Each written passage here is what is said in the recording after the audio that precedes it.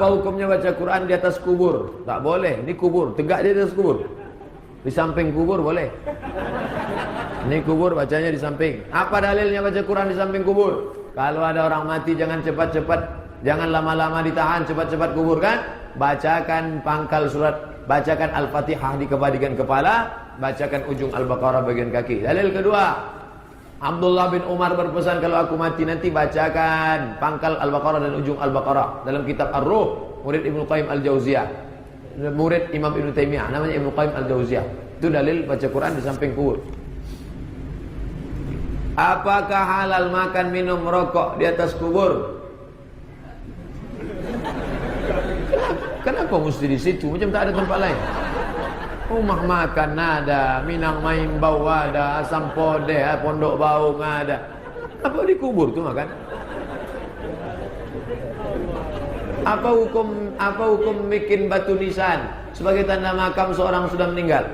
Kalau Abdul Somad nanti mati, maka letakkan pada bagian kepalanya batu, pada bagian kakinya batu, tak usah ditulis.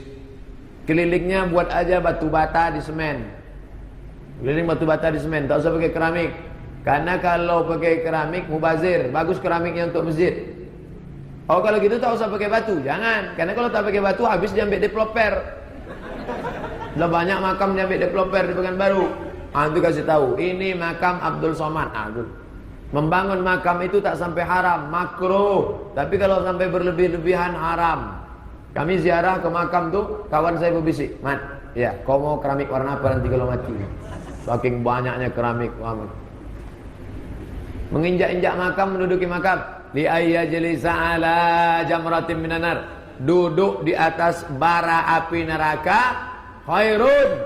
Duduk di atas bara api neraka, fatuhriqu siyabahu, terbakar bajunya, terbakar kulitnya, lebih baik daripada duduk di atas kubur. Jangan memijak kubur, jangan duduk. Ini sekarang orang tiga, nginjak kubur, duduk di atas kubur, menjadikan kubur sebagai asbab. Menginjak-injak makam, menduduki kubur, nisan, tak boleh. Apakah ada sumber hadis sahih tentang menalkin jenazah? Hadis sahih. Riwayat siapa? Abu Umamah Al-Bahili. Bisa kami tengok dalam kitab apa? Talkhis Al-Abir. Siapa penulisnya? Imam Ibnu Hajar Asqalani. Kata dia hadis-hadis tentang talqin mayat sahih. Riwayatnya banyak. Sudah saya kumpulkan dalam kitab 37 masalah populer tentang talqin mayat. Talqin sesudah kubur. Talqin ada dua. Talqin sebelum mati, sedang sakaratul maut.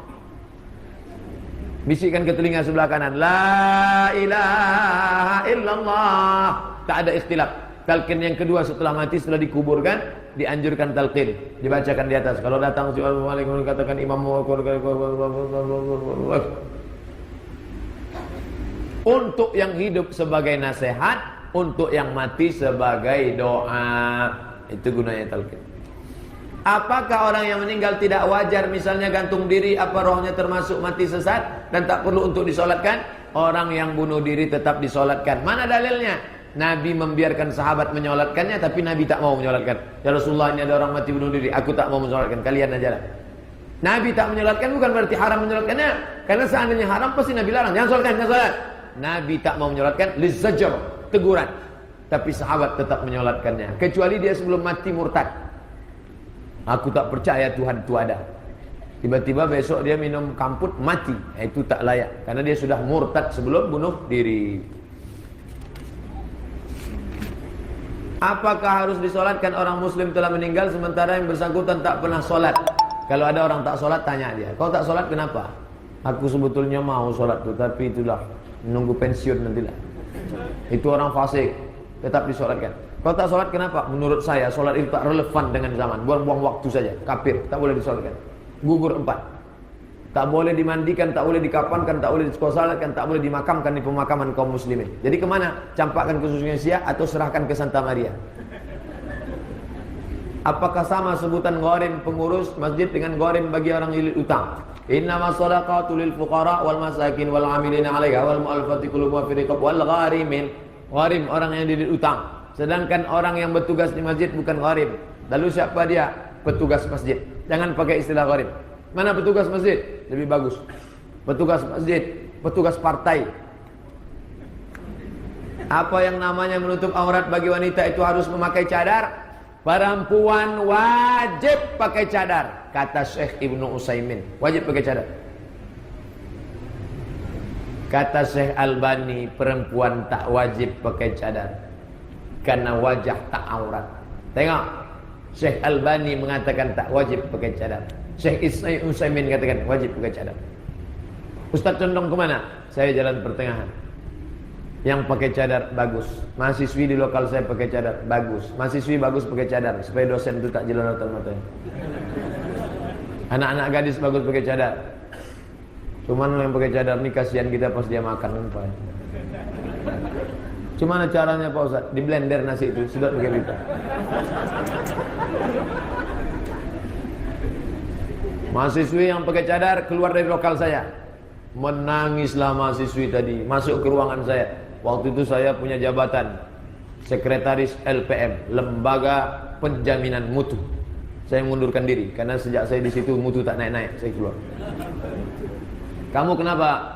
Dosen saya melarang saya masuk, Pak, karena saya harus buka cadar. Saya tak mau buka cadar. Saya merekom kamu menghadap ke rektor. Rekom Lembaga Penjamin Mutu, kamu boleh menghadap rektor bahwa ini dilarang. Rektor memenangkan dia boleh pakai cadar. Mahasiswa harus, dosen harus mengizinkan pakai cadar. Bagus. Kenapa orang pakai cadar dilarang? Pakai cadar dibisik-bisik. Tengok tuh teroris yang bercelana sempit didiamkan. Dia pakai cadar bagus. Cuma saja bapak ibu kalau ada anaknya bercadar, bawa kawan periksa. Mana tahu bercadar berkumis.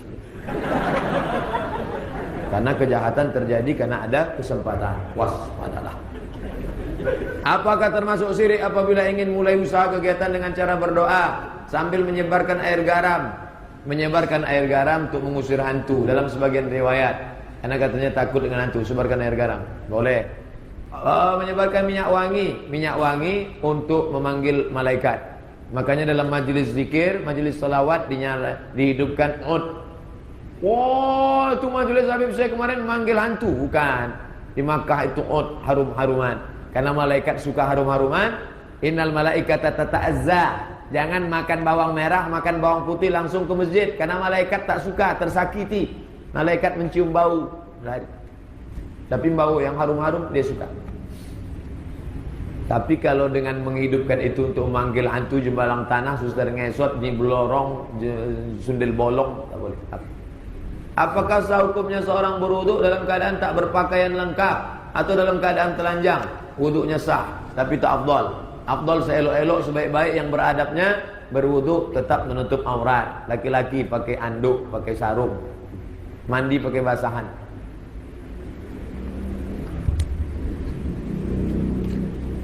Makin ke ujung makin tebal. Bagaimana sikap kita sekarang Ustaz? Ustaz kita dikeroyok sebanyak-banyak kafir, munafik, Habib Rizik dikeroyok. Bagaimana sikap kita? Yang sanggup menumpahkan darah untuk Habib Rizik, birruh waddam. Habib Rizik dibunuh, kami siap sumpah darah. Mereka saja orang kafir kalau diganggu, cap stempel darah. Kenapa orang Islam tak berani menumpah darah?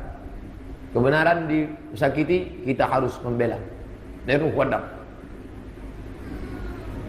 Tak sanggup saya Pak Ustaz, doa. Ya Allah, berikan umur panjang Habib Rizik, kuatkan dia, semangatkan dia, lindungi dia. Doa silahul mu'min, doa senjata orang beriman. Berdoa pun tak mau, parah betul, tipis betul pergaulan.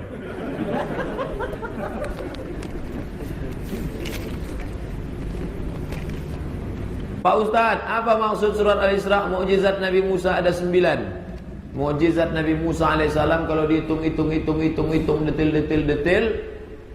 detil. Kalau mau dihitung-hitung sedetil-detilnya, maka dihitung-hitung orang, tongkat berubah menjadi ular, lautan bisa memerah menjadi darah, maka disebut dengan Red Sea, red, merah, sea, laut, Bahrul Ahmar, sampai terkejut Fir'aun tengok.